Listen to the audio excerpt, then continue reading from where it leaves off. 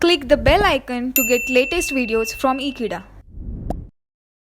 Hello friends, in this video we are going to see one of the configuration of a op-amp. We have a two different configuration. One is a open loop and one is a closed loop. Now depending on whether the feedback is used or not, it is decided whether it is an open loop or a closed loop. If there is a no feedback present, then it is known as an open loop. If there is a feedback present, then it is known as a closed loop. So let's first start with the open loop configuration of op-amp.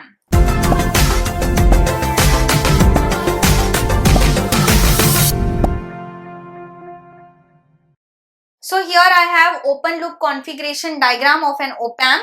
So you can see there is a no feedback present in this particular configuration. That means there is a no portion of a output voltage is fed back to the input voltage. That means whatever input you are applying, depending on that input you are getting an output, but there is no connection between the output and input. Your output is directly proportional with the open loop gain of a op-amp and the difference between the input voltage given. So basically this particular diagram is of a differential amplifier because input is given for both the input terminal. So here you are exactly the input will be Vd is equal to V1 minus V2 and your V0 can be calculated is equal to voltage gain. This is an open loop voltage gain into the differential input.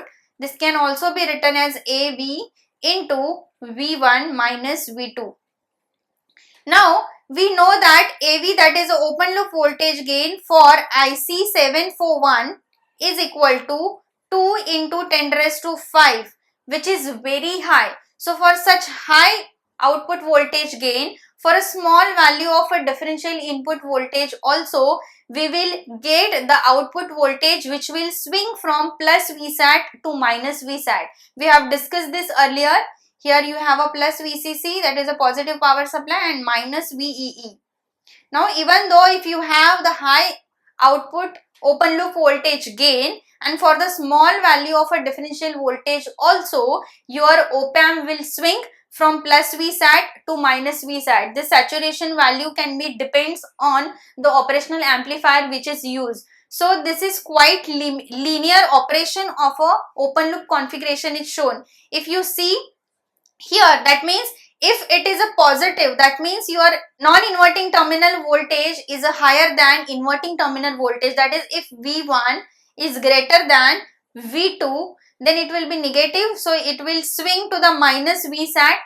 If V1 is less than V2, then you will get a positive value. So your output will swing to the positive Vsat. So your output can be either plus Vsat or it can be minus Vsat. So there will be no change in a output voltage for a open loop configuration because we don't have a feedback over here.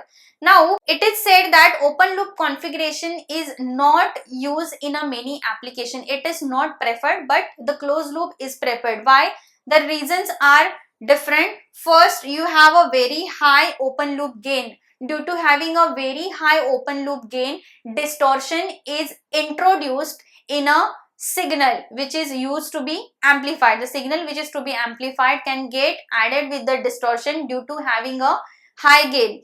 Now due to it is also having, since it is an open loop configuration, the bandwidth is low for an open loop configuration. That is also one of the disadvantage of an open loop configuration. So we always go for a closed loop configuration of an op-amp. So this is particular diagram of a op-amp, but one advantage is the applications like comparator. We can use open loop configuration of a op-amp. When we study the comparator in upcoming modules, upcoming topics, then you will see that open loop configuration can be utilized as a comparators.